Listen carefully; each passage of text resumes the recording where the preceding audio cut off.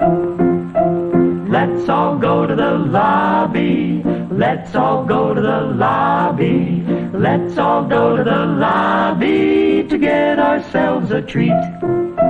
Let's all go to the lobby to get ourselves a treat.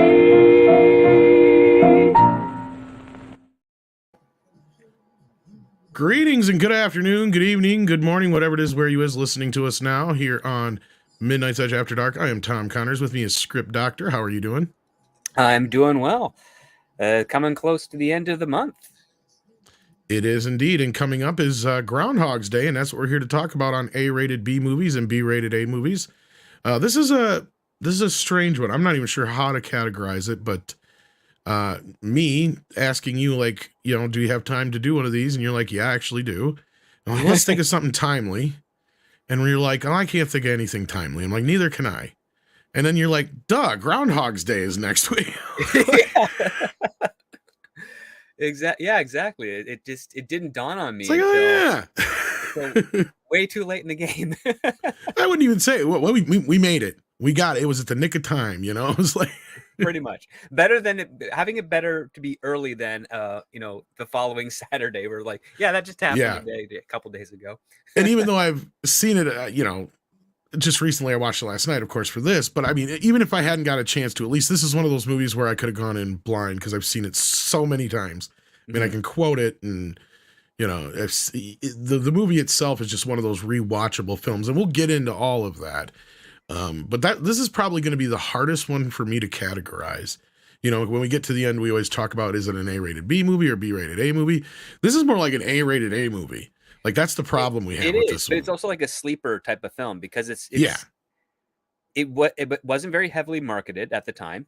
Not in its initial debut. It wasn't until word of mouth caught up that people started getting what it was. Because a lot of people, when they would read about it in the paper, or see some of the clips advertised, they didn't realize the gimmick was that he's reliving the same day over and over. Not until you got closer to the actual date. The premise was just, it's Groundhog Day, and this guy doesn't like the fact that he's going to cover Groundhog Day and weird things are happening, but we don't understand the full context of what these weird things are.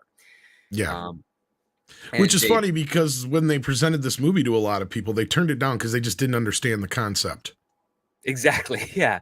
A concept which is a brilliant one, which is what happens if you're stuck reliving the same day over and over. It's like the dawn of the time loop. I mean, it's really, a time loop, really. It is. You can argue it is kind of a time loop. We just don't have an explanation why. Yes. I mean, it's completely without explanation. It's complete mystery. We don't know what's going on. It's left to the audience to infer why this happened the way it happened, what led to the series of events. It's fantastic. It's also one of the most excellently structured films out there when it comes to like the formula of inciting incident, end of first act, second act, mid-act low point, set up and payoff, and all that business. And payoffs, and mid-act turns, character turns, journeys, and then it's got a very passive but fun climax with at the very end with the party and his quote unquote last day. And which kind of takes up the third act of the film, basically. Yeah, pretty much. It's the last like 15 minutes or so. Yeah, because over the course of the film, even though Harold has never told us how long he's in said time loop, we only see 38 days in the movie. We only see 38 and a large days. portion of that is the last and first day. Yeah, we only see 38 days. We know at one point he says he's seen this movie 1,000 times, so we know he's done a minimum of 1,000 days. And then we do know with the cards tossing into the hat, it takes 6 months. So he says, yeah. So we know that he's been there for a very long time. There have been fan theories on Reddit and various other sites that think that he's been doing this for almost a millennia, if not more, just the same day over and over again. And it's the character attitude of Phil when he realizes that, when he realizes that he's got no tomorrow, he splurges on all the things that he would do without any consequence, and then depression starts to kick in, where he realizes nothing matters anymore. And he's Well, goes he through actually goes through the 5 levels of grief, and that's kind of what set up pretty the whole much. story, He basically. goes through the 5 levels of grief, but it's all to change the fact that he starts out as a man who's always looking for a better tomorrow for the next best thing, and the grass is always greener on the other side is his perspective. And his journey is to appreciate what he has, make the most of what he has, because that's how you get to the next step. It's not looking so off into the distance. It's enjoy what you've got now, because if you make the most of it now, it will benefit you later in the future. And it takes him who knows how long Right. to realize that. Well, and this is a great study in character arc, right? And how to take a Yes. character from one point to the other. And let's kind of back it up a little bit, because before we get too deep into it, because this is going to be I can tell already, this is going to be one of those episodes where you and I have a lot to discuss about this movie, because it is one of those movies that has so much going on with it. Story-wise, it's very important, especially from a script writer's point of view. Yep. Because the original writer, Danny Rubin, he'd kind of come up with the kernel of the idea of like what would happen if you could live forever kind of thing, the typical kind of things that storytellers ask themselves. And then he eventually got into this groove of somebody reliving the same day over and over and over and over again. The original script was a bit more darker. It started in the middle of the time loop, and then actually was the audience was playing catch up instead of the other way around. Yeah. And so let's start there. So as Bryant in the chat, and hello everybody in the chat, by the way. Sorry, I didn't even say hello to everybody. I'm so rude. What if they'd showed more of Phil's sinister side? See, this is kind of more of what the original script, under my understanding, kind of explored some of these things a little bit more. And this is where Harold Ramis came in, and I hate putting it this way, but he almost added more cliches to it. Like the only cliche he didn't add to this movie that pretty much it sounds like would be like if Phil actually came from Punxsutawney to begin with. And he just didn't want to go back there, because like that's the only cliche that's not in this movie, but it works in its advantage. And we'll probably get to that. But yeah, so the original story idea started out, we had no idea as the audience what the fuck was going on. Bill Murray's Phil Connor's character was the only one who did know what was going on. And it basically started in that diner scene where he's kind of telling Andie McDowell's character that's going to happen. Yeah. So I don't know if you were familiar at all with the original script or how it progressed, but from a scriptwriter's point of view, basically what is your knowledge of the original story compared to what we got in the end? Well, that's some of it. One of the parts was that this was written with the idea of like start your story late and get out early, and that's why we start with, or in the original script, it starts with Phil having been here for who knows how many years, reliving the same day and kind of just wowing Rita with all of his knowledge about everyone, and he's just kind of meandering around and kind of living in a squalor, so to speak. Not the whole I'm a god scene. Yeah. I'm a god scene, or I think I'm a god. I don't know. Doesn't matter what I eat or what I do. Everything is fine tomorrow because tomorrow's today. All of that stuff. And they also had an alternate ending. And the alternate ending is that at the very end of the movie, when Phil gets the day that allows him to make it to February 3rd, we also learn that Rita, the Andie McDowell character, she's in a time loop where she's reliving February 3rd every day. And that's how it ended as a dark part. And we learned this because in the original script, there is a voiceover monologue. And it starts with Phil voiceovering that he's here. He's been doing this all the time and he's trying to convince whatever. And then at the end, it's Andie McDowell's voiceover monologue saying, "Ugh, it's 6 a.m. on February 3rd again. What am I going to do now?" That type of thing. But the alternate ending was never shot. It was only on script. Harold Ramis decided, my understanding at least, is that the movie, as dark as it was missing a certain level of heart and a certain level of catharsis for the audience to have embraced this journey. It was supposed to be a dark comedy. And then the joke being is that it was supposed to imply that of all the team from the Weather Channel crew, each one of them was reliving one day, the same day over and over and over again. Phil was reliving February 2nd. Rita was February third. And we don't know about the camera op Chris Elliott's character, but you're just wondering like of how many people in this town, what day of that month or whatever are they reliving over and over and over again, or is one person always at any point in time throughout the entire universe reliving the same day over and over again? That was the premise. Right. And a lot of that changed. And one thing that Harold kept from the original script, from my understanding, was that they don't explain how Bill Murray ever wound up in this time loop. Exactly. They don't. Yeah. So that was something that was kept from beginning to end.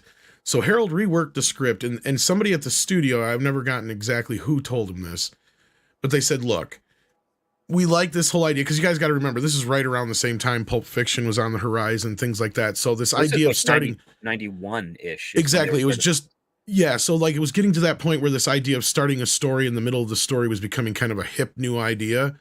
So Harold was on board with that from the start. But somebody from the studio said, look, the audience might feel cheated if we don't get to see Bill Murray's reaction, or Phil Connor's in this case, because I don't even know if they would cast. We don't see who he was beforehand. Yeah. Not just that, but more so they felt like they would be cheated if we didn't get to see his reaction to realizing he's in this time loop. Yes. And they said, just go ahead and write it. If you don't use it, you don't use it. But it ended up working so well in the script, and like you just said, scripted, it gives you a window into who Phil was before all this, to kind of set that up in a way that it just always stayed that way. And again, Harold has said, he's either been in a time loop for 10,000 years or however many long you wanted to say, decades or something. Few decades. Like, he's even said 30, 40 years in some interviews in the past. It just depends on what day you asked him, it seemed like. Yeah. Well, he learned enough to be an expert pianist, get an honorary doctor, medical license, if you will. Knows everybody in town, their whole backstories, and is able to rescue a couple of people in trouble, or a few people in trouble, actually. The old ladies in the car, a kid climbing a tree, and he tries to save the old man and all that stuff, and the mayor and choking. The old man, who he calls Pop, affectionately. And there's clearly a bunch of stuff that we don't get to see, like with Michael Shannon's film debut, and him and his new bride or whatever. There's some storyline there we never got to see. Yeah, she had cold feet, and he eases her into the wedding, which is weird because they're at a diner the morning they're supposed to get married, and it's like, what are they doing together? Where's the traditional aspect of it? But apparently they got married that evening, and there's a whole subplot there. What's interesting about this is, like, in movies, generally you want your character to go through a couple of changes. You want, where are they starting, the change that occurs after the inciting incident and the new world they're exploring, and then the change that comes from after seeing this world and taking action of their own accord to play out the climax. So you got two changes and three reactions to those changes, essentially, or three variations of that same character on that journey. And this is this film, Groundhog Day, does exactly that. It's got probably one of the most effective mid-act low points for a character I can think of offhand, when Phil realizes that he is stuck here and nothing matters, and he's very depressed and he doesn't care anymore, and so he starts killing himself in every single way he can. He kills himself and the groundhog. Yeah, actually, this is part of the original script that I don't know if you remember hearing about or not too, but that actually was a big clincher in the original story that they changed, because when they cast Bill Murray, eventually they're like, well, this is going to be too much like Caddyshack, because originally the end of the story was Phil thinks that if he kills the groundhog, it'll end this whole thing. So they have this whole mission where he's out in the woods going after the groundhog, and they said it was too much like him in Caddyshack, so they changed that. Yeah. There's a whole part of just the car scene, a whole part of the second act where he thinks if he kills the groundhog, he'll be out of this time loop curse. The joke is that he does it and it doesn't end the time loop. He's still stuck there, and they're supposedly written a very comedic reaction scene out of it, as a result of that. Yeah, and that was one bit that was just kind of pared down into the truck scene. And then another bit that was cut down quite a bit was the pencil scene was a compromise to, in the original script, Phil trashes the room, shaves his head, and then there's a dissolve and everything goes back to normal and he freaks out. Well, Harold said at that time, you got to remember, this was in the early days of like morphing technology and stuff, so it probably would have cost them a fortune to do it, so they scrapped that idea. But like that was the whole idea, is that everything would just morph around him back to normal and he'd just get pissed, kind of a thing would be the reaction. So they just did the pencil scene instead. So yeah, they did they also made very sure to not technically show a transition from 5:59 a.m. to 6. They wanted it always to be the clock. They wanted mystery, you not to know what happened or how Phil perceives things. It has to be so instantaneous, so there's no blending of the various realities of the same day over and over.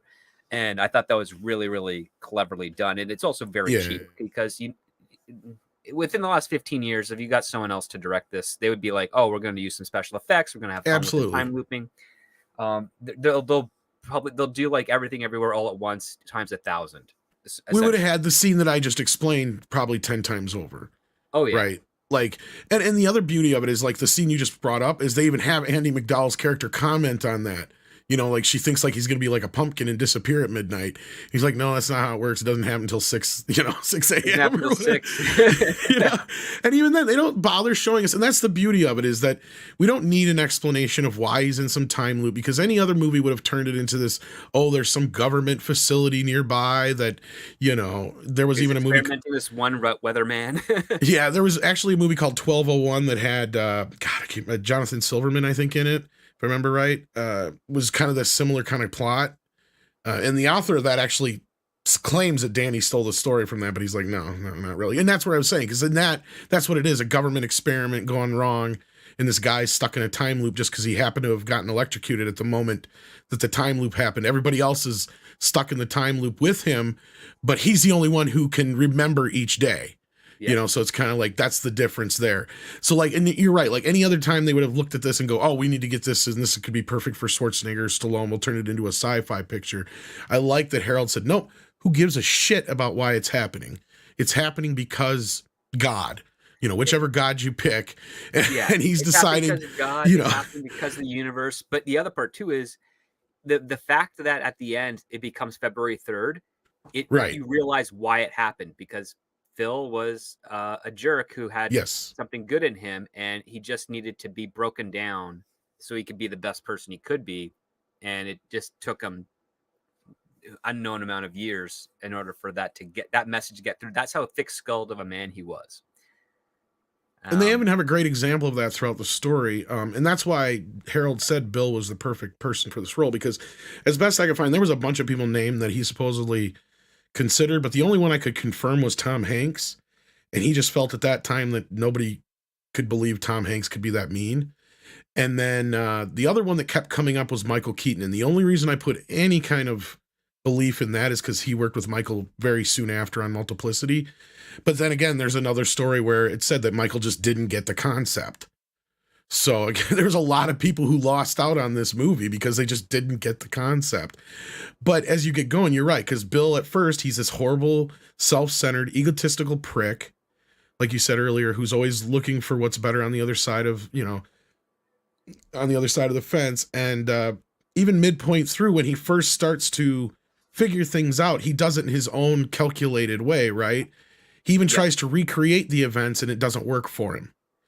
So at that point, he starts to realize, it's like, even she says that line, it's basically, I'm kind of paraphrasing because I don't remember the exact line, how she says it, but it's like, you don't love me, you love the idea of me, or whatever it was. So everything he's doing there is for selfish reasons. It's when he starts doing things selflessly for others and not caring about himself, just trying to help other people, that's when he makes that step closer towards breaking free of this time loop prison. Yeah, and that's where like the script does avoid, getting into too much of the darker stuff. It shows him in the, the suicidal stuff and stuff like that. But like even, Harold said he wanted to avoid a lot, he has some fun with the whole train track scene, but he wanted to avoid Phil clearly doing things that would be maniacal and, like killing, the closest he gets is the seduction of Nancy with the fake past, with the fake, background. He learns her full name, what high school she went to, her English teacher, and then just uses that to manipulate her into an affair. Which also is a setup for Andie McDowell's character as well, if you look at it. Yeah, because he tries to do something similar to her, and he keeps failing over and over again and learning better. And again, he's doing this all for himself. And and once he finally gets to the point where he's like, I can't do this anymore. I'm stuck. I know every answer to the question on Jeopardy. Like I know what everyone is doing. I can rob a bank and that's where like the spiritual aspect of it comes in. Is like at first, like you say, he's doing it for himself. So I'm sure even the good deeds at first, he's like, well, maybe if I do these good deeds, maybe whatever cosmic thing is doing this, I'll get on their good graces, right? So even then, when he's just doing it for his own self, it doesn't work. It's in that final point where he's been doing this for so long, he's finally changed as a human being. It's a very Christmas Carol kind of story in a way. Yes. In that sense. Because it's like when he finally gets to that place where he is that person he's supposed to be, then whatever forces it is that's holding there lets him go.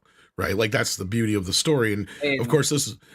Go ahead. Well, you get that definitively when he goes to rescue the kid, because he's like, I've got errands to run. He's walking on the sidewalk. He checks his watch. He's like, okay. And then he double checks his watch again and realizes, oh, he's going to be late. And he starts running. And because he starts running, that's showing that he actually cares more about the kid and not that he's just doing this for himself, because he then catches the kid. And he's like, what do you say? What do you say? You've never thanked me. Every time I do this, you never thank me. And we only see that scene once, and it's so effective at this point in the game because all he has to do is that one line, and we as an audience already understand, yes, he's done this many, many times. And this is the first time where he's like, oh, I'm going to be late. This kid's going to be in trouble. He doesn't think, oh, it's okay if I'm late because tomorrow I can. It's like, oh, it's okay if I'm late because tomorrow I can just be early and catch him again. It's like, nope, it doesn't matter. He was living as if there was a tomorrow for everybody else. Right. And that's the thing too, also with the old man really hits that home, right? Because at that moment you realize this isn't about him anymore, because he tries and tries and tries and and it's kind of a Superman moment if you think about it. Yeah. Like no matter what he does with all these grand powers, no matter how early he gets to this guy, nothing he can do can change the outcome of what's going to happen to the homeless dude, right? Exactly. Everything he's tried. And so at that moment too, I think is another one. And another great moment to kind of contrast that is you have the snowman scene, right? We see it the first time when it works, second time when he fails. And then later we see it when we see, and this is what I love about it, is because you feel like it's a much more wizened, seasoned person because he's doing the ice sculpture thing. And he's taking the whole scene in a completely different tone. And then, when he shows her the face and she realizes, he's like, I've seen your face, I know your face. I could do this without even looking at it kind of thing. That whole, paraphrasing it. But like, again, there's shows where he's let go of himself by that point, right? It's not about him anymore. He's moved past that. He's beyond that. He's become humble. Yeah. And this is where Harold has said that almost every, people from major people in every religion out there have contacted him and said, oh, I can't believe that you got our religion perfect. This is exactly what we've been trying to teach for years and blah, blah, blah, blah, blah. And Harold's just like, all I'm pretty much saying with the story is if you work hard enough, you can change and be a good person. Yeah. Like everybody can be a good person. Like if you want it bad enough, right? Like if you really want it, not for your own personal selfish reasons, but he's like everybody from Buddhists to Catholics to whatever have all contacted him on this, and of course he's Jewish, I believe, by faith, but like, at that point he's just like, okay, whatever, it works. That's what matters. And that's where I think he was happy that he kept it this cosmic no answer to the whole idea of why it's happening. Yeah. And it's a really, it's a fun movie. The brilliance of it is the fact that people like to watch it all the time. And it's about a guy that's, doing the same thing all the time. It's like, that's exactly what watching a movie over and over again is. You're sharing something a bit more closely, whether you realize it or not, with this character. Yes. And then like 16-bit pointed out, his last day was spending every minute helping others. Exactly. Yep. And I want to just take a moment to say thank you to Kenneth LaRock for being a member for 19 months. We appreciate that. We also had a super chat, from Hitchhiker 42. This is a classic film with lots of film and TV loops created. Modern Scrooge of a mean man changing to be a good man. Better than It's a Wonderful Life. Yeah, it's kind of funny because Bill actually did Scrooge like 5 years earlier in this, which was fairly well received. But this was the one, even though it's very similar and it has all those similar tropes, just something about it stood out. It's even been added to the National Film Registry, right? Like, so it's, Yes. Well, you know, a lot of yeah, even I think Scrooge is part of that too. Maybe, but like this is even he was on Roger Ebert's favorite films list, even It famously. is, So because the other part too is that it's got the theme of appreciate. I mean, he falls in love with Puxatawny because he has no other option but to. Like he's stuck there. He's like, if you're stuck in a bad situation, you got to make the best of it. And by the time he does everything on his last day, he helps everybody and just lives for others. He's like, I don't want to leave. He's almost become institutionalized, but it's not in the sense of like punishment. It's the sense of like he's found value here. This is the town that finally got to him and made him the man he wanted to be, even though he was conditioned or whatever life he was living before. He always just wanted to be the biggest thing. He wanted to be the talent. He wanted to get on a larger network or international, but he was like Bob Iger at the start of this movie, and at the end he turned into someone good. yeah, pretty much in an alternate universe, this is Bob Iger. You're not wrong. He wants to go up to the network, and then he wants to. I'm sure from there he'd have higher aspirations. Head of a film studio, like it's weird. Is in an alternate universe, Frank Cross is basically this character. Yeah, you could definitely cross edit. If Phil Connors didn't get stuck into the time loop and he got up to network, he changed his name to Frank Cross and became the head of IBC. Well, it's great because they are kind of a weird. It's two holiday films, but yeah, I mean, I didn't really stop to think of a lot of the similarities until one of the last times I watched it. I'm like, yeah, there's a lot of similarities, but no, there's other things that I kind of never noticed before this time that I did, because this time I actually watched it in 4K. And, I've only seen it in DVD and Blu-ray before. Mm-hmm. I'm trying to remember if I even see it in the theater. I think I saw it in the theater when it came out. But like I didn't notice until recently, like all the clocks in the diner never change. And he in that corner that he sits in is surrounded by clocks. Yep. I mean, you saw that in the picture I put it up earlier, but like I never really paid attention to that before, I guess, or whatever. It just never stuck out to me. But like, yeah, the clocks in the diner never change the time, and they're all at different times. That's the other funny thing. So like that corner that he sit in, there's all along the wall are like clocks, and I never noticed that before. And I tried to find that poster. I couldn't find the right one to fit in the thumbnail, but that cubby there behind him is the cubby that the clock is sitting on in the poster too. I never noticed that until this time too. I always thought it was the window he was looking out of the thing, but I'm like, no, because that looks out in the street. Yeah, okay, this is it. I'm like, oh shit, and he just put those little 2 and 2 things together. I know that's kind of dumb. No, but it's actually clever because it's little stuff that whether Harold Ramis asked for it or maybe it was just set decoration that read the script and had a bunch of brilliant ideas for this. They worked it in there. Now, one of the things that this script was missing, but I understood why they didn't do it, is why not the first instance at 6 a.m. does Phil hop into a car and just try and drive out of the city? So that's what I've thought about a million times over too. It's like this, or I mean, I assume he did, but he always just ends up back there at 6 a.m. So it would have been nice if they basically did the same thing where he's trying to drive out. He gets past that bridge where the road is closed down, but then, a few miles down the road is closed because of another accident and he can't get around. That's what I would figure. They should have had at least one scene of that, I think. In the earlier parts of the show. Steals the van. Yeah, it just takes the fuck off in the morning, like when like they're going, like, where the hell's he going? It's like, okay, I'm good. Okay, we're all ready to be set up. I'm just gonna grab the camera, and then the van's missing, and then there's just Phil behind the wheel. Actually, I can see that as a shot of just Chris Elliott pulling out the camera bag, and all of a sudden just taking out from underneath him, and he's like looks up, and there's Phil just driving away. I'm sure they filmed something like that, but again, you can tell there's got to be a much extremely large cut of this somewhere out there, or more than that. I would say there was probably a 3 or 4 hour assembly cut of this movie at one point, because there's obviously a lot of little storylines. We brought up the Michael Shannon one that just I think the only reason it's still stuck in that one scene is because it's connected with the other bit and they couldn't get rid of it. But I can't believe they didn't have the setup for it at least. So like that's the thing is like there's just certain things, like it feels like there's scenes that like there's a whole subplots missing here that they probably were exploring, they just didn't work, and they cut in the ones that did and left out the ones that didn't. But like Planes, Trains, and Automobiles, I bet you there's a big assembly cut out there somewhere of this movie that has tons of stuff that never made it in.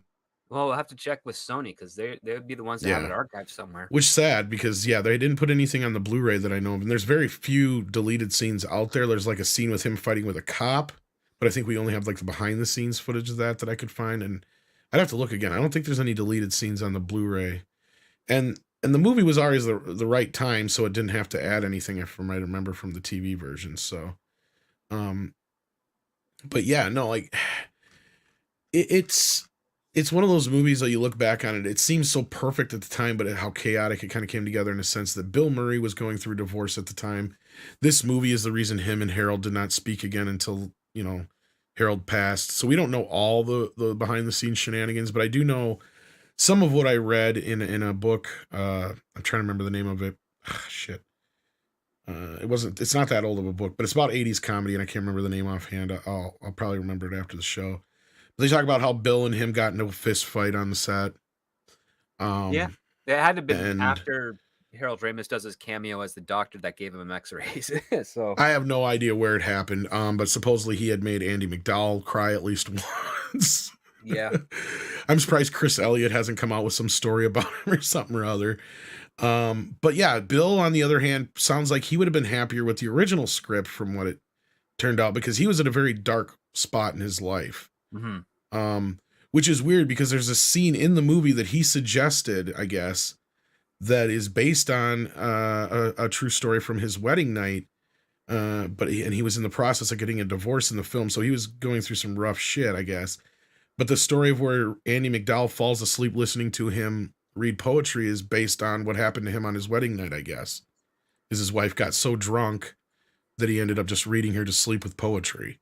Oh, that's sweet. Yeah, he does say that thing afterwards, like when it's like, if I could just, I'd love you forever, all that type of stuff. It was like this really heartwarming thing, and then she wakes up like, did you say something? Like, yeah, no, go back to bed. Yeah, because it doesn't matter at that point. But yeah, so like I never knew that until this, and then I guess at the time of the movie itself, he was in such a bad place. He was constantly bugging Harold about making it more darker and diving more into like exploring the spirituality of it all, and he was heading down that road of, I think I can get an Oscar with this kind of thing.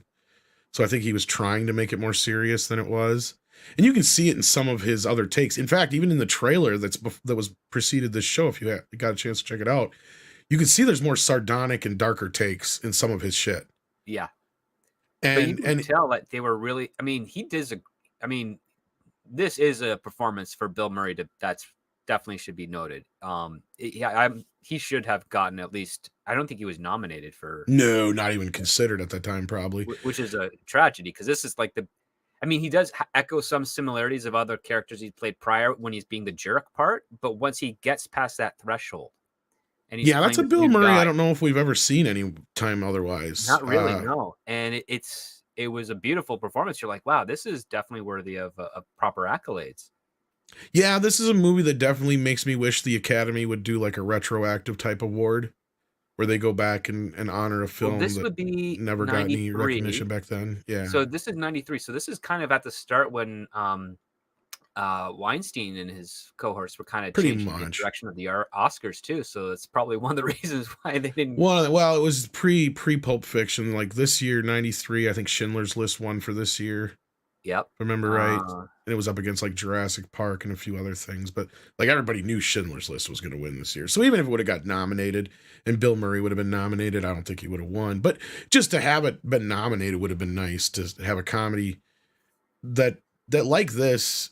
To me, it's kind of in the pantheon of like Back to the Future and a few others. It is a very perfect script, even though I'm not a big fan of time travel. This is technically a time travel movie, so I guess it would fit in that sci-fi B movie level. So I guess that answers that question. It's part of the time loop thing, so it's it's similar. Time travel is definitely going to different points, and then the time loop is a different points, but you're limitless. And then the time loop is same point forever, and one's a prison, the other one's a dangerous journey or a new frontier.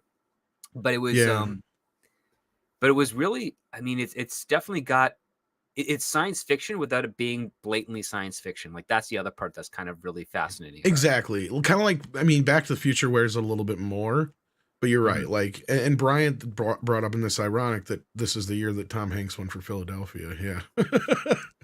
So he decided to do that instead. So I guess it worked out for both in that respect.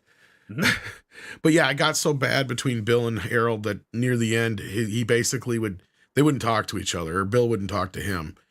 The only thing he would say is it good Phil or bad Phil? That's all he would say, I guess, before the scene. Because Harold would try to explain to him what's going on. He would just shrug him off and go, good Phil or bad Phil? So that's kind of how it got near the end. So that's where their communication just kind of broke down. Yeah, I mean, it was kind of tragic. When they did finally reconcile, Harold Ramis was unable to speak, but he was able to emotionally convey, physically, a reconciliation. Well, like and what we've read about and what we've heard from other stories, and beyond the fist fight, what it broke down to, I guess, and again, I'm not trying to say that Bill Murray's innocent, and I'm not trying to paint him in any mean way either. There's two sides to this. Harold also got sick and tired of Bill bugging him, I guess, to the point where he passed him off to the writer, Danny Rubin. And so he made Danny deal with Bill's bullshit. And I guess Bill didn't, and being that Bill was in the middle of a divorce, he kind of took that as a personal thing. Well, it's almost like he's losing his, I mean, again, Bill Murray and Harold Ramis were pretty much inseparably best friends. That's what I mean, a long time. So around the time when Bill's losing, his wife, and now he's doing a project that's hurting his friendship, and it's just like he's losing everything. I can totally understand why he felt that would be the case. Yeah, that's what I'm saying. There's two sides to the story, exactly. And I mean, I do know that there were times where Harold Ramis reached out to Bill to work again and then hang out, and Bill just would not respond, which is tragic as well. So, it's sad that Bill couldn't get past that until the end. But like I said, there's two sides to every story. Sounds like Harold got too wrapped up in the film itself, and in the end, the work speaks for itself. But it was at the, it cost him his friendship with Bill, and Bill at the same time should have been a little bit more understanding. Like I said, both parties are very much to blame in this, if you ask me. For my research, anyway. Yeah, well, I mean, I mean, actually, they did get really close to reconciling when they were doing the Ghostbusters 3 video game. Yeah, but Bill refused to work with the other guys in the same room. That's just it. Like he said, yeah, well, we'll do the script, and he did talk with Dan Aykroyd a lot, and Dan, I guess, was a proxy, one of the proxies. And same thing with what's his name, Ernie Hudson. He was also good friends with still, I guess. And he insisted. He wanted more Winston in the Ghostbusters films, and he's not wrong. I mean, Winston's like coolest, interesting character. The average Joe who's working his way in there, and that's the only reason we got Ghostbusters 2 is because they gave us more Winston scenes. That was one of Bill's stipulations. Yep, because he's like, if there's 4 of us, we should all have the same stuff, and nobody objected to that, really. Like that's the funny part. And a lot of it, I'm sure, came between. It's not so much Bill just trying to be all virtue signally or anything like that. I'm sure he just felt bad because in the first original script, Winston had a lot more to do because it was going to be Eddie Murphy. Yep. Well, then when Eddie Murphy left or never signed on to do Beverly Hills Cop instead, they cut down Winston's part so much when Ernie Hudson signed on. I think Bill thought that was bullshit. So, well, they almost wrote out Winston because they didn't know if they were going to have him or need him. Pretty much, yeah. And then midway through the development, they're like, oh, Ernie Hudson's available and he's great. Let's bring him in. And they just didn't bring back those scenes. Because basically like a third of Bill Murray's funny lines were actually Winston's lines in the original script, because they were basically gave Eddie a bunch of funny shit to do too. Because Eddie was supposed to be the everyday, basically what Winston is. Yeah. But he was supposed to be there a little bit more to be the audience's point of view, and Bill Murray was supposed to be a little bit more sarcastic and not so much the normie guy in the original version of the script. That kind of was adopted more when they had to they gave him a bigger portion of what Winston was supposed to do, but yeah. Yeah. But, of course, when you got Harold Ramis and Bill Murray, it always leads to Ghostbuster conversations. But we're talking and of course it was a reunion of sorts with that in a sense, because, to a degree, This was the first time they had worked together again since Ghostbusters 2. Which was only about 3 years apart, really, because it was 89. So roughly 3-4 years.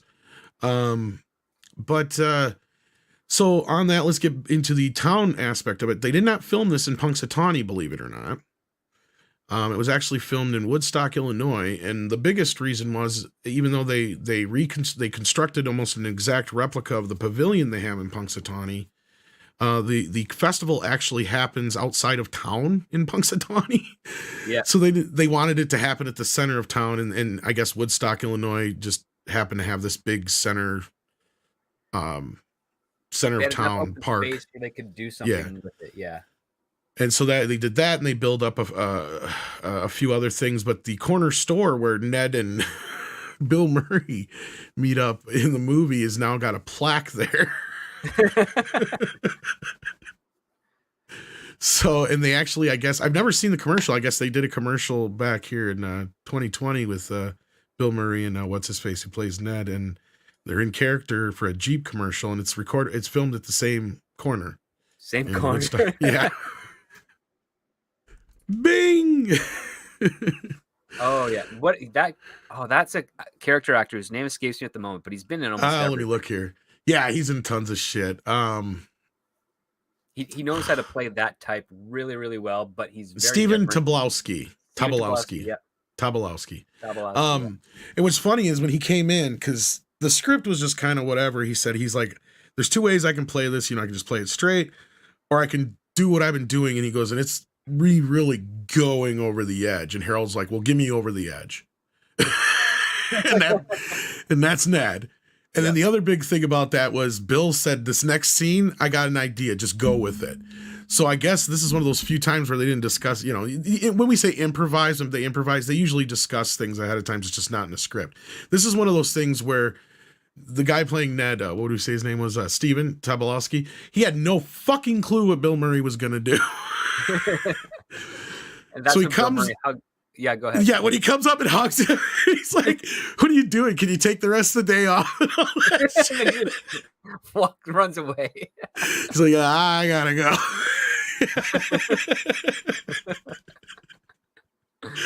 But yeah, he was like, I gotta play him like this, car salesman type guy, and so he got that character right off the bat. And that's what I love about this town of Punxsutawney is he kind of set the tone for all these people in the town. They all are kind of just weird characters you'd find in sitcoms and shit, right?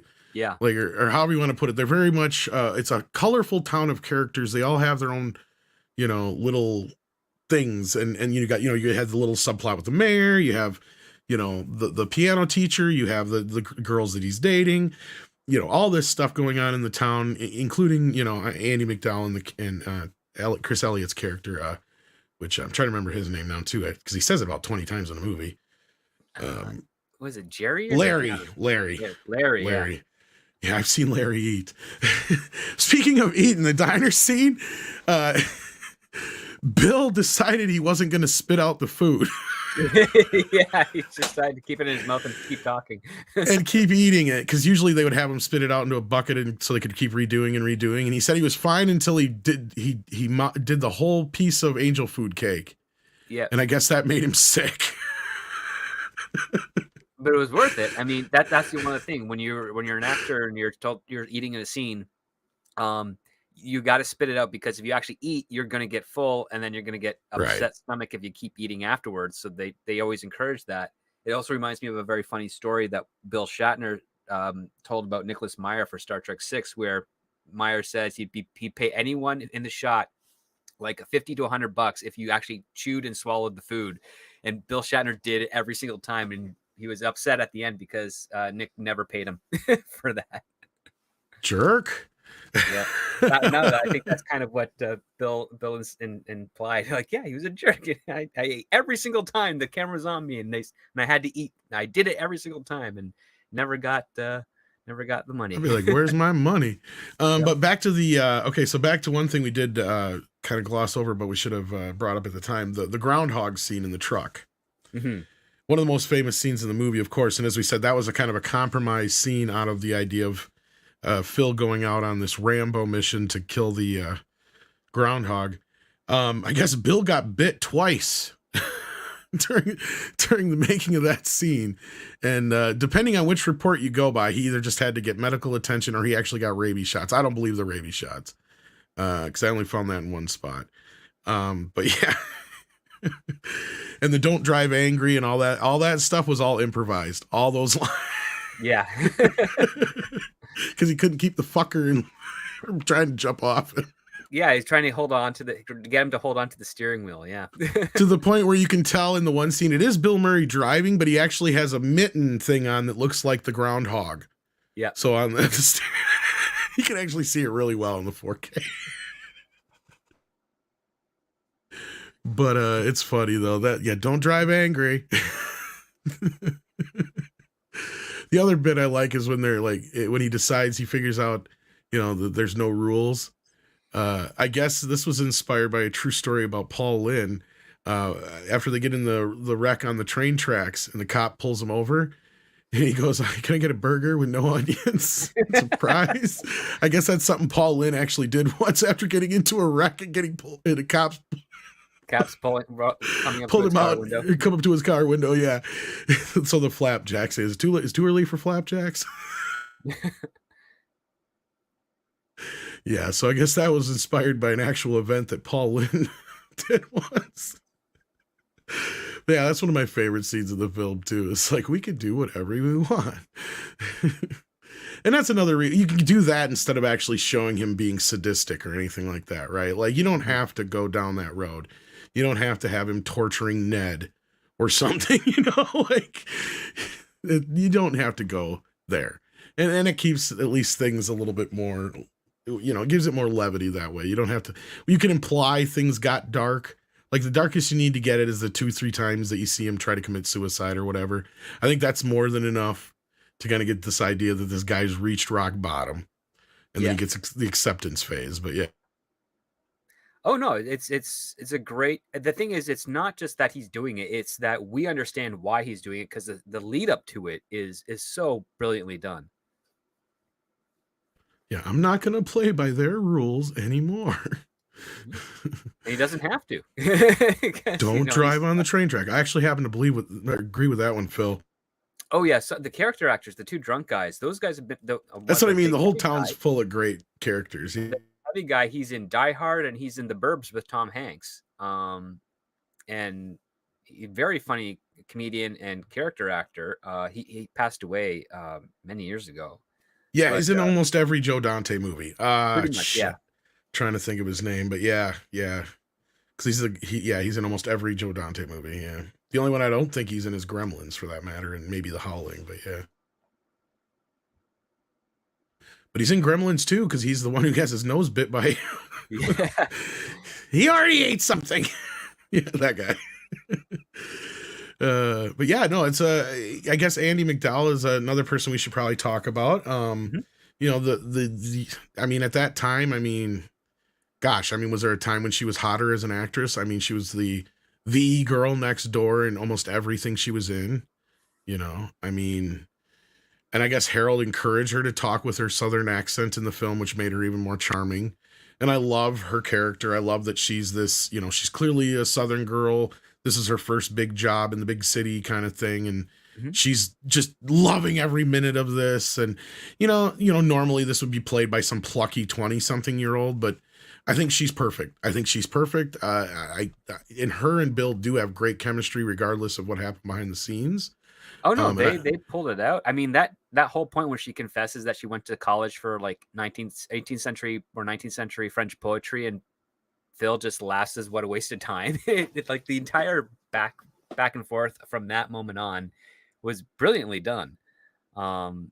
Because he's just trying to recover, and she just gives him that look of like, yeah, I'm not buying this anymore. And yeah. You don't get those types of subtleties too often. That's movie magic right there, because she does have, as Paul Chowda says, the magic jelly. Yeah.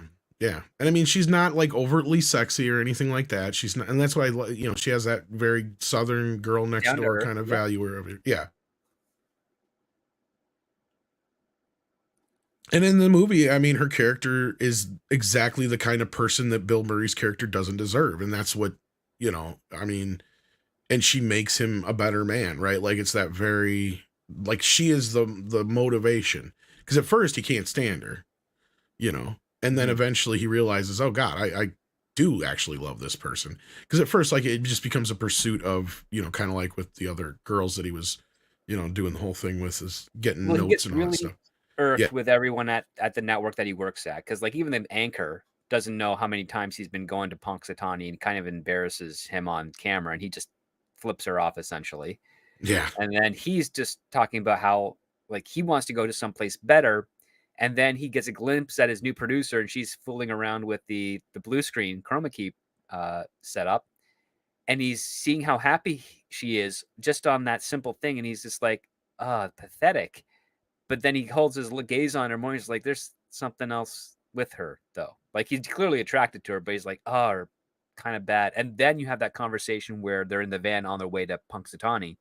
And he's just, and like, she's just trying to think, like, what she's never seen this before. So she's imagining what it's going to be like. And she's making like the funny faces. And Phil's just like, yeah, you're very new at this. Like you don't realize how boring of an event this actually is. Like it's nowhere near as fantastic. And he's kind of mocking her, and she's just relishing in it. She's like, she doesn't take it even as an insult or bad behavior. They're She's Hicks, like, okay, Rita. whatever. Yeah. Like she thinks that the groundhog's going to come out and get scared by a shadow or something. But no, the truth is Phil knows that the old man's going to yank the groundhog out of it. They used to pull it out and they used to eat it. Hypocrites. Yeah. Like they just pull it out, they listen to it, and then they put it away, and they're like, yeah, that's what happens. There's no actual really event. And I've been to other Groundhog Days where they do actually have the groundhog like crawl out and like scatter around the region, and then they go back in wherever they are, and then they're told, yep, 6 more weeks of winter. Yeah. No, like she's hopeful and he's pessimistic, and that was the clash, and that's something else that's also she's really much like important. Karen Allen in Scrooged, where she brings out that the good in him, not just the good, but just the inner, what's the word I'm looking for, the innocence, right, of him and who he really is, right? And that's where I say you can't go too far with this and show Phil going over the edge and taking Ned, kidnapping him and torturing to death. Once you show something like that, that is where the shit will go too far. And that's kind of what the original writer kind of was going for in that respect. Like it was more of a dark, sinister kind of story in a respect than I mean, that's totally sinister, I guess, but like just this idea that, the character was not, not a good person at heart. And that's what I like about this version of the story in comparison. I'm glad we didn't get the darker versions, because at his worst points, he's just a selfish person. He's not a horrible human being, right? He would never go out of his way to hurt somebody or anything like that, is my point. Even with Ned, like I said, that would be like one time where we'd all be like, that kind of would be kind of funny. And the most we get is where he just punches him, right? And that was actually done quite funny, because exactly. every single instance we've seen of that, Ned is just annoying Phil. It's like, why doesn't he just punch him? Like, there's even one point where he just pushes him away, and Ned's like, oh, I'm just going to come back. Just keeps coming, harder. Yeah. It's like, okay, I don't get it. But, yeah. No, I mean, that's what I'm saying. You can't go over that threshold of too far. And because if you did, then I don't think people would have forgiven him, and he wouldn't deserve the ending we got, right? Because that's the big thing, is, does he deserve this? And that's where we have to feel that in that character. And that's where that third act is so important, is everything has to be the way it is, or he doesn't get to move on with Andie McDowell's character, because he doesn't learn how to be a good person. That's the whole point of the film, right? If you have him killing somebody or something like that earlier in the film, or even torturing them or something like that, or doing something too mean-spirited, I don't think it would have worked for the film overall, is my point. Mm-hmm. Oh no, I think I think you're absolutely right there. As much as we'd like to see him get some revenge here and there on certain things, like, but we never see him go into a bank with a gun and shoot people and take the money and leave. Exactly. He just has the one scene where he takes because the idiots aren't looking. And he just knows it so well, and he's like, okay, these two guys are old and incompetent, and I'm just gonna walk up, grab a satchel, and walk away. Yeah. Like he does that, and then the other mean thing he does is he offers the piano teacher $1,000 to learn the piano, and the teacher just kicks the kid out. And she's really, I mean, that's not even that bad. I mean, No, otherwise it's not. he's just grumpy to people and mean to people in the way he talks, Mhm. you know, and obviously he just is selfish, you know, the way he treat, like you said, the worst thing he pretty much does is trick what's her face into dating him, basically. Oh, Uh, Nancy? Nancy, yeah, like that Yeah. whole thing is Well, probably the worst thing he does in the whole movie if you really think about it. that's part of this selfish thing. Like, as soon as he realizes there's no consequences, he doesn't do anything. He does things that are very, very selfish and almost like you'd argue, oh, it's probably a human thing to do, but it's not necessarily that. It's a very narcissistic thing to do, and because Yes, he is a narcissist. So, he yeah, like, and he doesn't. He just does it all for himself because what else is he going to do? But what's fascinating is we only get a few instances where he does things for himself, and then afterwards he got tired of it, and he's just depressed. He's like, I've done everything that I can do. yeah, I know everything. He's spent days with every single person in town, learning their names and and their histories. And now he's just like, I got nothing else. I'm done. And it's not until he starts learning more about Annie McDowell's character, Rita, and what she's doing, where he starts memorizing 19th century French poetry for her, but he's also starting to right. learn things about it. And he's becoming more enlightened and humble and appreciative. And Right, it becomes more of a mission to make his life better for himself than to just make himself better, right? And that's kind of, you could see that in the and he's piano bit, and he right? starts Like, doing that out of boredom, and then he ends up finding value to it, and that's what's fantastic. Like, he learns the Heimlich maneuver. He wants to see the old man's chart. He's moving around. He's fixing tires. Like, he's giving advice to people that he doesn't know, that don't really know him, but he's making his impact on the town because it starts out of boredom, and then he realizes, oh wait, these people, if they have a tomorrow, I can at least make today better so that their tomorrow will have a better shot of being great also. Like that's a really yeah. cool Well, perspective. and there's a good subtle moment, and I did pick up on it this time watching it too, even though I'm sure I've had before, but like Action Com brings up, he's like, what would you do every day if the same thing and nothing you did mattered? And then the other guy pipes up, that pretty much sums it up for me. You know, like that's what the thing is, and everybody else in that town, it is the same shit every day, day in, day out. Like he is the you know, Well, his whole thing is he's always looking ahead, looking, like you said, looking over for the the future. Well, here's the you other part too. Everybody goes to the Groundhog Day festival because it's probably the only thing that happens that's pretty different much, like in he says, your outside hits, of the Rita. basic holidays, right? So every day is the same day for them. And for Phil, he made that day special for as many people as he could. Um, And I think that's Right. because again, it was the same day for him. That's another interesting aspect is Well, him being in the town shook things up as well. it Right? did, but Like like to look that's up from the other aspect. Yeah. the other aspect is that for a lot of people, every day kind of feels the same. What can you do to make someone's day feel special or different? Actually, that's a great point because that's exactly what Harold Ramis, pretty close to what he said, is that, you know, the movie, his main goal with the theme is that everybody can be a good person. And karma is the big thing of the film.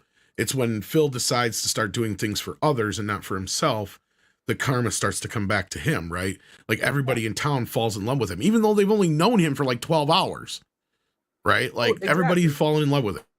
But on top of that, it's also the fact that how many of us have realized that, oh man, we had a week where we pretty much did almost the exact same thing every day, or you got a job, an office job, or whatever job, and it's like it's just the same thing over and over, and you've got this monotony, and you're looking forward to the change more so than the day itself.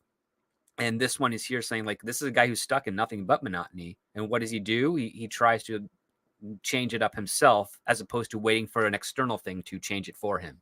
And that's also something that's kind of interesting and thematic for this film is that if you feel like you're stuck in a rut, well, the first thing that can change is you, and you can do something a little different, and that's might be what you need just to spice Yeah. things up a little bit. And Phil went through a lot of dramatic aspects of that. He went to the extremes of the no consequences. He went to the selfish, and then he went to the selfless, or then you went to the depressive, and then you went to the selfless. And that is that was the journey. And it's like, yeah, maybe you can just go out and do something that might help someone else, and just for the sake of doing it, and it changes your day, and it really helps out someone else's day.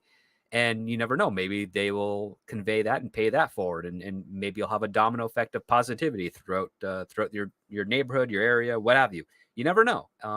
But like it's the idea of that, yeah, we can all be stuck in a very monotonous setting, and if we realize that, it's our obligation to ourselves, if we actually care, to stir it up a little bit without worrying too much about like not trying to do it in a negative way, just trying to find something positive and seeing where that will take you, as opposed to just going with the flow, so to speak, and obeying whatever else is happening else around us, just for the sake of, I don't want to stir the pot or make things uncomfortable.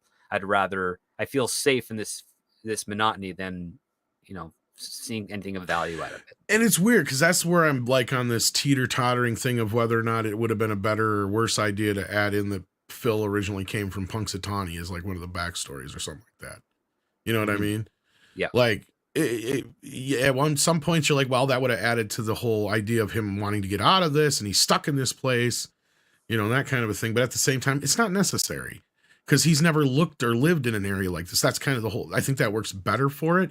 Is like you said, he ends up falling in love with the place throughout the process of it, whether it's out of just, making the, best out of a bad situation, like you said, or just in the idea that he's been so, so inwardly, attentive to himself and his own selfishness that he never outwardly looked at anybody else and then realized how different things were in the world when he had all the time in the world to not concentrate on himself. Mm-hmm. Right. And like you said, he learned just about every person in this town, so how many days do you have to spend with somebody to learn just about everything you can to learn, not just that, the intricacies of the day, like the timings and all that shit. Cause like, let's just say for the sake of argument, take the scene where he does take the money bag. Yep. How many days do you think it took him to figure out exactly that whole fucking thing? Like you got to sit down and figure, okay. And that's every day. He only gets one shot a day to see it. And he has to rely on his memory. He can't write it down and refer to it later. So yeah. Exactly. So yeah, you can't take notes.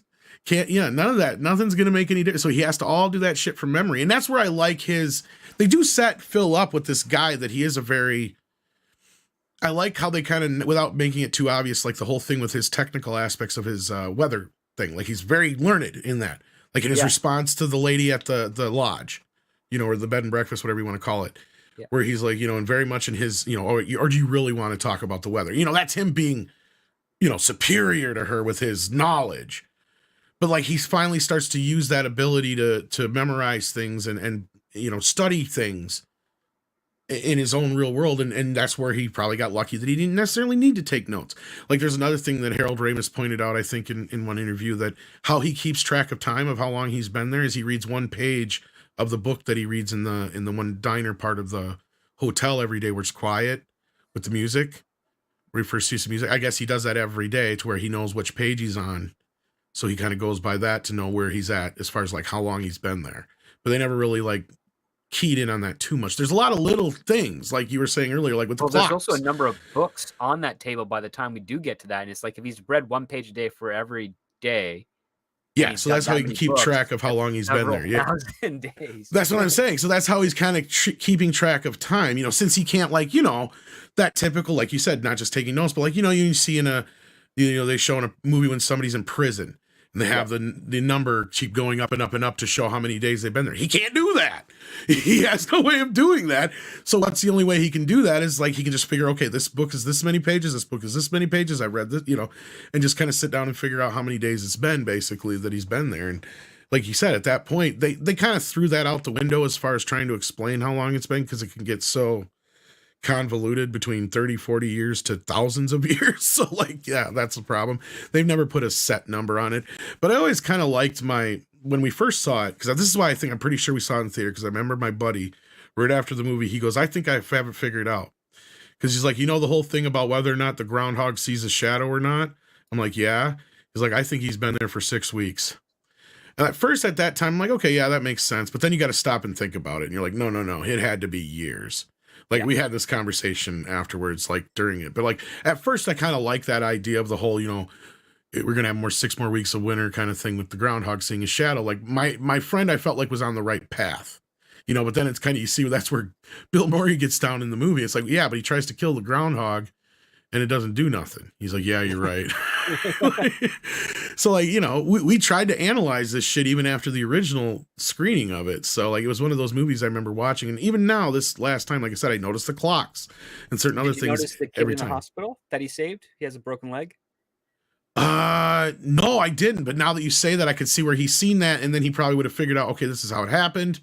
Then I can go back and stop it. Yeah. So like, yeah, there's a lot of little things that's the thing. This would make an interesting TV series. It's just the I same hate day over and remakes, over, you learn but like, one new yeah. character. I don't know if it could sustain a TV series, but Yeah, I don't know either, but yeah. But I love all the intricacies they have in it, and that's why I would love to see like a much bigger cut of the film just to see kind of what was left out. You know, kind of to see what happened with Michael Shannon and his girlfriend's character and what the hell the deal was there with them, and you know, some of the other stuff they refer to that we don't necessarily get to see in the movie that you know they probably did have, like I said, these other subplots filmed.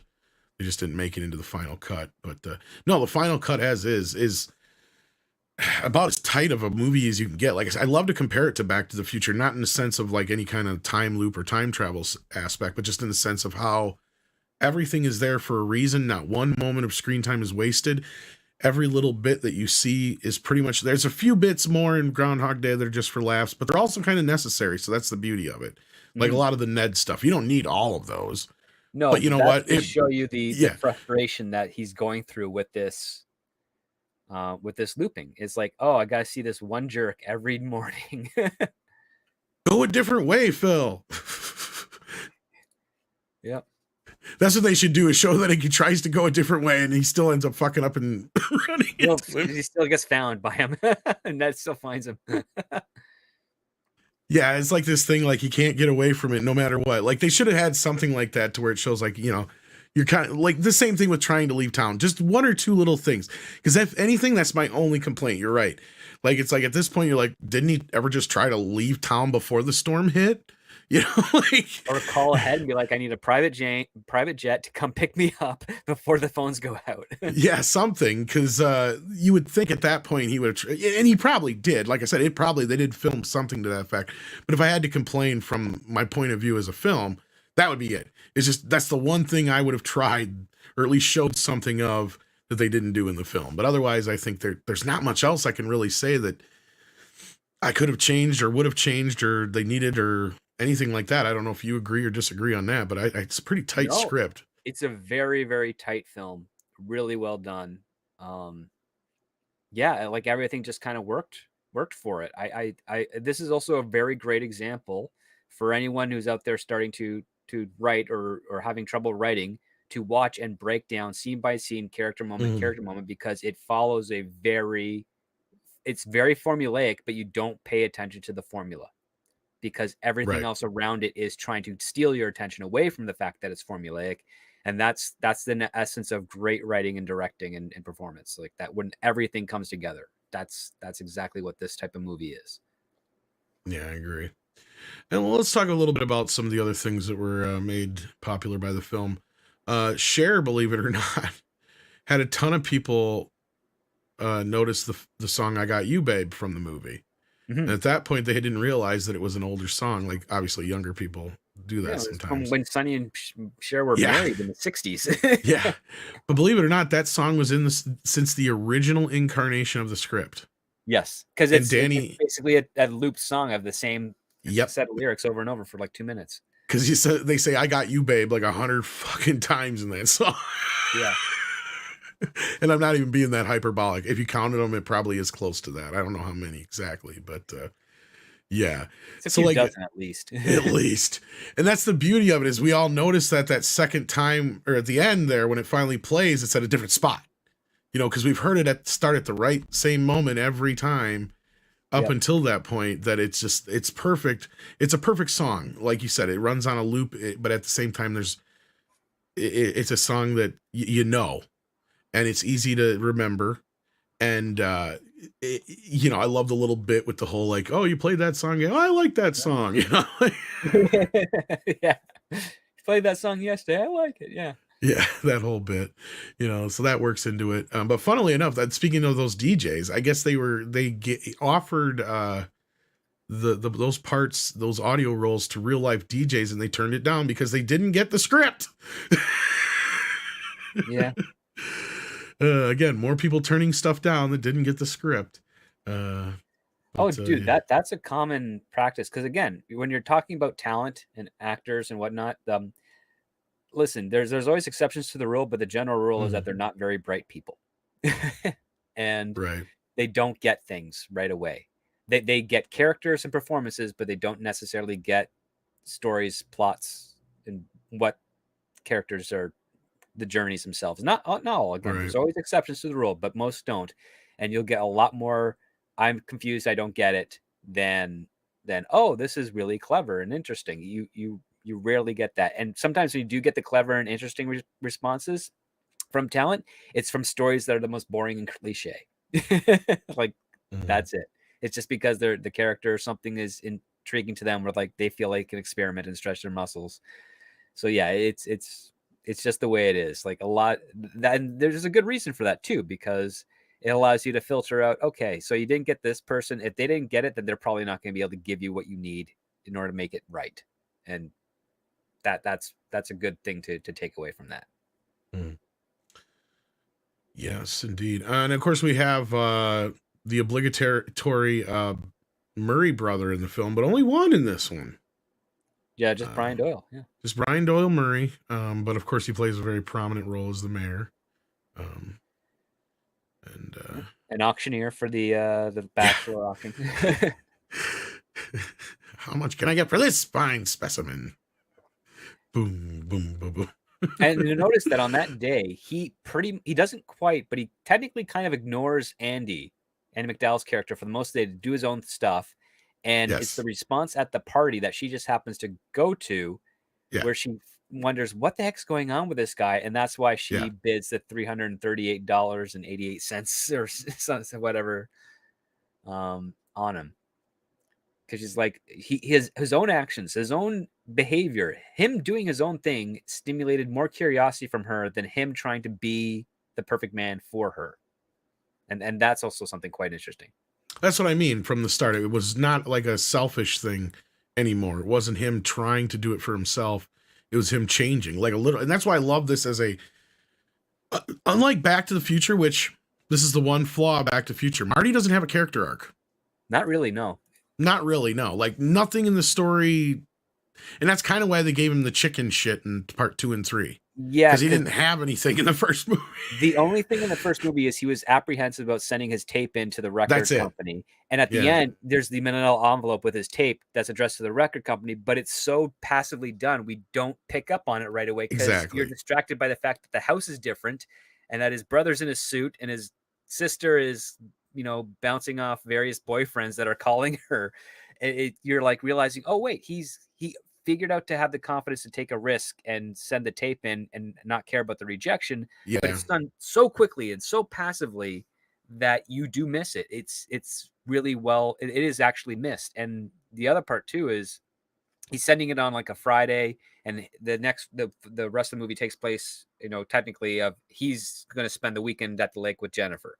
So we weren't even going to know what the result of him sending the tape in to the record company was going to be in the sequels because we never got that far along into the story. They just dropped it. That's why they just used the chicken thing. It. Yeah. Which all they needed was one scene after he got rejected at the dance thing, and him having the tape and like throwing it in the garbage or something. Well, Jennifer hands him the tape. She does, and they have that, but they needed to just a little bit more. Yeah. And then, like you said, and then you just have the one shot at the end where he just looks over on the table and notices, wait a minute, I thought I threw that away. Something to that effect anyway. You know what I mean? And then just puts it in the envelope and addresses it, and then cut to the scene where he's in the living room, and there you go. Like you realize, okay, he's taken the step forward. And in comparison, though, Bill Murray, this is a perfect example. Like if you put... This would definitely be like another 101 movie writing type thing, because you have the perfect character arc here because you're not taking your character anywhere else, right? You don't have a bunch of different locations. You don't have a bunch of different new characters you're introducing all the time that are like, it's very... He's the focal point between him and Andie McDowell mainly. The town is made up of enough characters that are quickly identifiable. It's more about Phil and his journey through this and him discovering who he needs to be and how to be a better person. And that's kind of the best way to, show a class. Like, here's a good example of character arc. He starts out of this one way, he ends this one place, right? Yep. That's what I was kind of getting at, is compared to Back to the Future, where Marty is not a good example of a good character arc. His father is, but his father has the character arc in the movie. That's the point. Him and Doc Marty Brown. passively is learning from that by trying to teach him to be confident. Like, and that's the other part too. But it's done. Marty's active efforts to make a man out of his father is passively teaching him to be a man. Yes. And it's a convoluted kind of way, but like, this is more straightforward, is my point. Yeah. But it's easy to miss because there's so much going on that you're invested in. And the fact that the objective is he has to get back home. Right. And you're not realizing that, he's getting fed up with his dad, but he's understanding him more. And he's also realizing he's got to be more assertive. And that's the exact lesson. That it's basically the person giving advice. He basically learns how to be a man by teaching his dad how to be a man. Yeah. And his dad is teaching him how to be a man by him having to teach him how to be a man. It's basically, it's very like it's its own loop. Its own loop, yeah. Ron Henriquez, if I'm saying that right, I'm sorry if I didn't, says, never thought I'd say this. Film also made a great, hilarious musical on Broadway a few years ago. I did not know they made it into a musical. Was skeptical to see it. Yeah. But it ended up glad that I did. Yeah. I must not have made too many waves. I never heard about it. Huh. I don't know if I could see this as a musical. I could see it as a play. Like, it could work as a play. You only have a few settings, right? Like, you could really pare it down to like, the minimal 3 settings you need would be the hotel room, the pavilion, and you could probably get away with the diner. I was gonna say the 3 places you could probably put all 3 things there. Like, you could even have the third act. You could have them like move things out of the way at the diner or somewhere. You could just repurpose that as like a dance hall room, whatever, that bit. But yeah, no, like, you could I could see simplicity. Like, you could simple it down into a play easily, I think. Oh yeah. There's not much you'd need to do. No. Yeah. I mean, with various locations being amalgamized is what I'm getting at. Action Com says, what did you think about Roger Ebert's U-turn on this film? In his follow-up essay, he admitted he got it wrong the first time. Well, as far as I know, it wound up on one of his favorite films. Yeah. Favorite films list. At that point, maybe when the movie came out, he had a bad day. I don't know. They also maybe were getting the only reviews I've ever read of Robert Ebert's were that he praised the film. So unless he said, no, I think this movie sucks, I don't think if I've heard a U-turn on him. I'd have to go look at his original review and then compare it. Yeah, because I just know it's on his list. Funnily enough, this is one I don't remember his original review on. I'm sure it's on YouTube somewhere. I could see at that time also he was probably getting sick and tired of a lot of these, because you got to remember, at the era that this came out, this is like a diamond in the rough. We had a lot of really bad comedies come out in that early 90s into the mid era, kind of where Adam Sandler was kind of finding his way. And some of these other ones, and Tommy Boy and stuff wasn't quite there yet. And even though Tommy Boy is technically like the best of the that's what I'm saying, is like, we're not quite to that era yet where we had the resurgence of the new regime of SNL. Like, Chevy Chase had done a lot of stinkers at this point. Dan Aykroyd had done a lot of stinkers at this point. John Candy and Bill Murray, I think, were the only 2 who had probably managed not to do too many stinkers at this point. And even Bill had Razor's Edge and shit like that. So that was a decade earlier. But still, yeah. No, like I think John Candy's Summer Vacation was kind of like one of the slower Summer Rental. Yeah. Summer Rental, yeah. And then I think that and Armed and Dangerous didn't do as well as they were hoping, but yeah. Other than that, John Candy had like a string of hits at this point, but Roger and Siskel, I think, hated all of them. And they really hated any Chevy Chase movie. I don't blame them. They fucking, well, there's that famous deal where they, were ripping Chevy Chase apart with Chevy Chase right next to him on, I believe it was the Tonight Show with Johnny Carson at the time. But like, yeah. And they just started asking him, why can't you just make better movies? And then Chevy's response is like, why can't you just eat less or something like that? And then of course I got a big woo. Oh, okay. So he went to the physical. I think so, if I remember right. But yeah. ActionCom says on February 2nd, my father stuck a tape recorder in my room and rigged it to play just before I woke up. I woke up to I Got You, Babe, and it's Groundhog Day. I never laughed so hard waking up. That's a good joke. That's funny. That would really fuck with somebody, especially if you got, and it's funnier if you do it on February 3rd.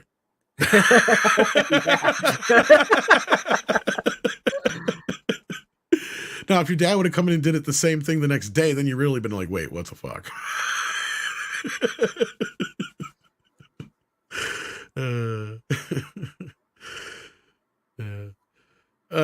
Okay, so here's the thing with film critics Leonard Maltin and Roger Ebert awarded the film 3 stars initially, and their ratings stayed the same until years later when they felt that the movie had improved upon them. Okay, well, so he didn't really, yeah, I was gonna say, so he still gave it a positive review, but he clearly, like us, realized later, well, I mean, it withstood the test of time. Here we are, 30 years later talking about this movie now. Oh my God, it's 30 years. It is the 30th anniversary of this film. That's the other beauty of your inspired, like, oh, wait a minute, we should do Groundhog Day. Because it's the 30th anniversary. And, it's a movie that's truly stood the test of time. People still quote it to this day. Even I'm sure in pitch meetings it's brought up. It's like it's Groundhog's Day meets blah when somebody's pitching a movie. You know what I mean? And when it reaches that Die Hard, exactly, when it reaches that pinnacle, then it's that point where people are like, okay, yeah, I know, I got you. Because everybody's seen it, right? It's just a movie Happy that's Death Day. Groundhog Day meets something like Halloween. Exactly. I'm sure that's how it was pitched. Probably was. I'll have to ask. I think that's how people explained it to me. Mm-hmm. They're like, it's basically like Groundhog's Day, but it's a horror film. And I'm like, oh, okay. I never seen it, but it's like, oh, okay, I get it. I don't have to see it now. I already kind of get it. So my imagination is probably better than anything the movie could produce. But yes, thank you guys all for the super chats and the discussion in the chat. You guys have been fun. Like I said, I knew this one was going to keep going. We could keep going on about. There's so much in this movie we could keep talking about, but we can't keep going all night long because I'm sure Script has things to do. I got to make dinner. Yeah, do the domestic things. But this is a movie that people we're just kind of not even scraping the surface of the iceberg of what people have gone into on this movie, right? And they have examined it. Again, there's lots of internet forums, threads, books about the intricacies of this film. It's crazy, but I mean, it's well earned because it's a very well crafted movie, and a lot of details were given all the attention it needed to. Like, here's a good example, and this is me. I don't even understand this, but the winning bid for Phil Connors and his Bachelor auction is $339.88, an amount that to this day seems arbitrary. But there's an interesting coincidence if the decimal is dropped. 33,988 days works out to precisely 93 years and 43 days minus a minute. From January 1st, 1900, and not counting leap days, 93 years and 43 days. On February 12th, 1993, the day Groundhog Day was released in theaters. This is how down the iceberg and rabbit, whatever you want to call, people have gone on this movie and analyzed the fuck out of it. So to me, that's like Back to the Future and some of these other movies where people have just analyzed in and out, and they have their own theories on how long Phil was in the loop, what caused the loop, what has got him out. Like, you could go on a rabbit hole for years. Like, I tried. Yeah, let's do this discussion tomorrow again. Exactly. What if there is no tomorrow? There wasn't one today. That's always one of my favorite lines too. What if isn't there a special line for like celebrities or emergencies? Well, I'm both. I'm a celebrity in an emergency. Oh, just great lines. But yes. They did the math. Even if you are counting leap years, it's still 93 years and 5 days. Yeah. Just the people have. So you're sitting there doing the nerd math too. No, yeah, it's 93.05 or 06. Yeah. So 93.06. So 06 of a year. God, okay, that math is harder for me to figure out. But yeah, it's 6% of the year. So oh wow. I never noticed this. This is something I never noticed. The last time that it's February 2nd. 21 days, yep. Okay. And Phil Connors kisses Rita Hansen. It begins to snow. Foreshadowing that the loop has been broken. Oh. Because notice it never snowed before that, yeah. Because the storm came, yeah, that's right. It starts to snow. There you go. And the same thing happened at the end of It's a Wonderful Life as well, speaking of movies that are kind of similar in a sense. So based on that dollar amount, it'd be like 93 years and 21 days. That's including leap years. Script's still doing the math. I've done the math, yeah. No, that's an interesting. I never caught that before. That's clever, yeah. Yeah, like I said, there's tons and tons and tons of stuff, in this that we could go on for days on. But yeah. So yeah, I think that's it. I mean, this one again. This was not the big epic film of the time. It's a family love story film, and I would call it an A-rated A movie, but like the underneath A movie type of thing. Because what was its box office numbers? Do we have those on hand? Let me look. I think it did pretty well. Let me look. But I think with the concept, you could almost say it's like a B movie concept or a B Twilight Zone-y kind of concept worked into a more higher comedy kind of concept. I think that's maybe where we could argue that. Yeah, but it's looking like it made around $72 million box office wise at 93. That's not too bad. Financial. That's pretty good. That's close to like 300 now.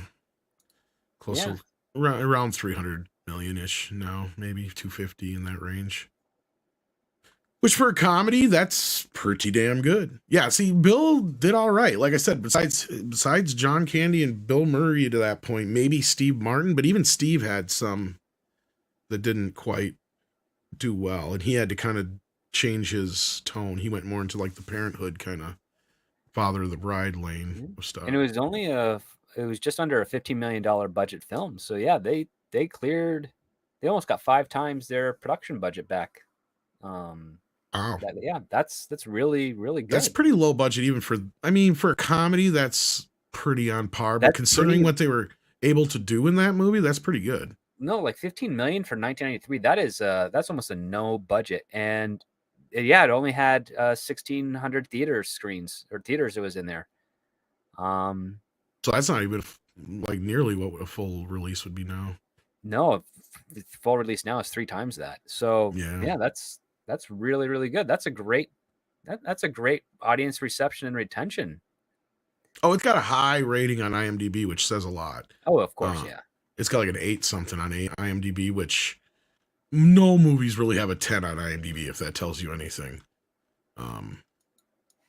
Like Godfather and I can't remember the other movie that constantly are battling it out for the most highest rated films on IMDb. I don't even know if those have 10s or not. I think they're in like 9 range. But we will get Groundhog Day 2. Just watch the movie again. Yeah. It's already got the sequel. I remember that meme going around a couple of years ago.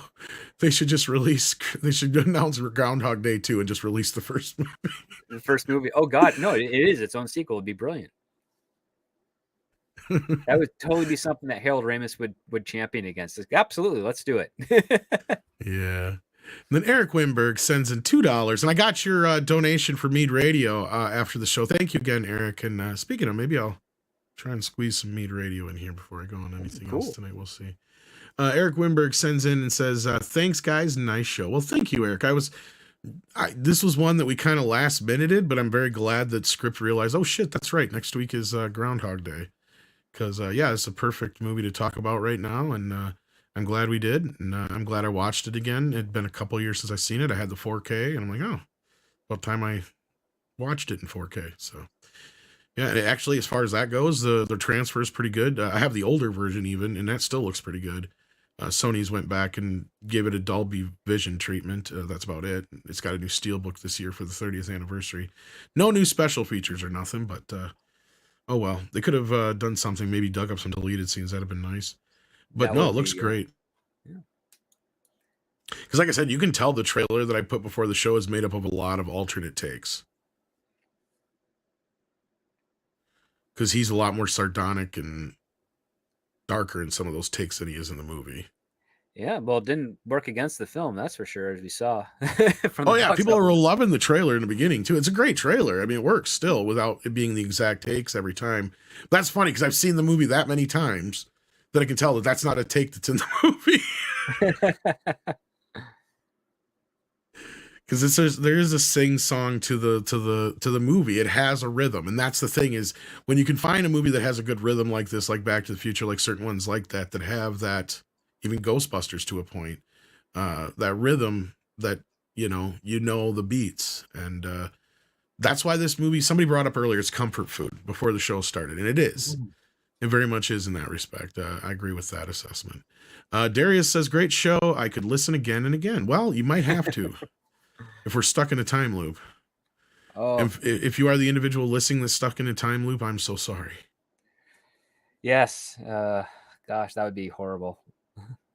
And as Greasy Panham says, it's not true. Or that's true. It's not gay if you close your eyes. Okay. It is true. Okay. What? He always throws some random shit in there. Never means anything. I don't even know what he's referring to. He probably just showed up. Thanks, Greasy. He always makes me laugh every time he shows up because he just throws some randomness in there. And randomness can either work or not. And in this case, it worked. Groundhog Day is rated number 224. Well, that's pretty good for that, considering. Oh, yeah. That's not bad for a comedy like that. Yeah. That's up there. Thank you, CC, for checking that out.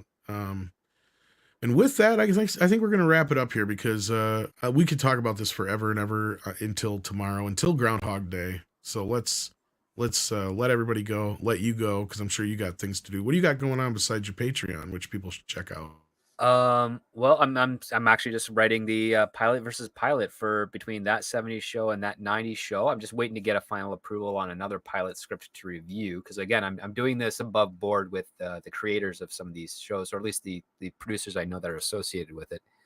So yeah, if you have any questions or want advice on screenwriting, you can join my Patreon where I do articles breaking down story and also analyzing scripts of things that are in production, upcoming, or circulating around town looking for funding. So you will be on the ground floor to see the source, the origin, if you will, of where some of these great and terrible ideas are coming from.